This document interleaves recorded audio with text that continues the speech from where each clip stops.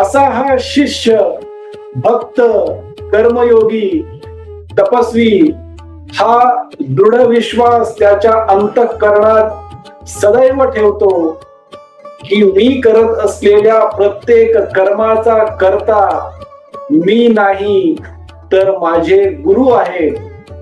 माझा भगवंत हा खरा कर्ता आहे. मी त्याचे एक साधन आहे, माध्यम आहे. मी एक कठपुतली आहे. हा दृढ विश्वास तो शिष्य, भक्त, कर्मयोगी, तपस्वी प्रत्येक क्षणी, प्रत्येक कर्म करत असताना त्याच्या हृदयामध्ये, अंतःकरणामध्ये, चित्तामध्ये ठेवत असतो. म्हणून हा कर्मयोगी, तपस्वी, भक्त, शिष्य त्याचे जीवन स्वतःसाठी, कुटुंबासाठी जगत असताना